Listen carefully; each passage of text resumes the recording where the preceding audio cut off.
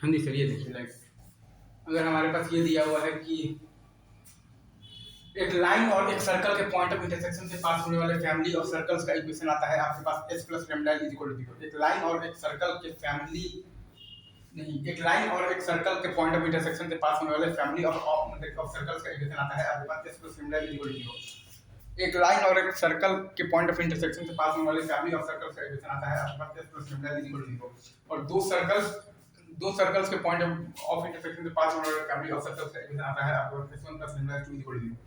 दो सर्कल्स के point of intersection से पास होने वाले फैमिली ऑफ सर्कल्स का इक्वेशन आता है आपके पास s1 plus lambda is equal to 0। और अब अगर आपसे कोई ये बोल दे कि ये दो पॉइंट x1 y1 और देखिए एक पॉइंट और है आपके पास x2 y2 है, राइट सर। इसी टू एक पॉइंट है आपके पास x1 y1 और एक पॉइंट है आपके पास x2 y2। इन दोनों बेसिकली तो पॉइंट से पास होने वाला जो है ना बेसिकली तो क्या है, तो फैमिली ऑफ द सर्कल्स उसका आप बताइए कि इक्वेशन क्या है। तो एक सर्कल मान लेंगे हम लोग तो डायमेट्रिक फॉर्म में, और एक लाइन मान लेंगे हम लोग, वो दोनों पॉइंट्स को जोड़ने वाले लाइन का इक्वेशन, और फिर हम लोग लगा देंगे s प्लस लैम्डा मतलब कि s plus lambda is equal to 0। एक सर्कल हम लोग मान लेंगे बेसिकली डायमेट्रिक फॉर्म में, और एक लाइन हम लोग मान लेंगे बेसिकली वो दोनों पॉइंट्स को जोड़ने वाले लाइन का इक्वेशन, और फिर हम लोग लगा देंगे s plus lambda is equal to 0।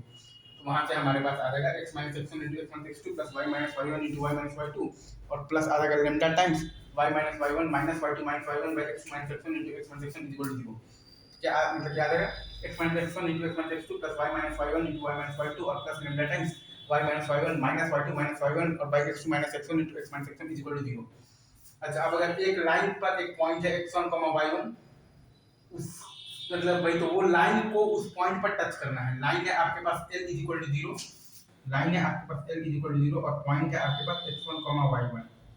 तो ये लाइन को इस पॉइंट पर टच करने वाले फैमिली ऑफ सर्कल्स का इक्वेशन क्या है। तो यहाँ पर हम सर्कल मान लेंगे, पॉइंट सर्कल मान लेंगे, और फिर हम लोग मतलब भी लगा देंगे s plus lambda l is equal to 0 लगा देंगे, ठीक है सर। पॉइंट सर्कल मान लेंगे और फिर हम लोग लगा देंगे मतलब basically s plus lambda l is equal to 0। तो हमारे पास आ जाएगा x माइनस x1 का whole square plus y minus y1 का होल स्क्वायर और plus lambda is equal to 0। x minus x1 का whole square plus y minus y1 का होल स्क्वायर और plus lambda is equal to 0। Simple.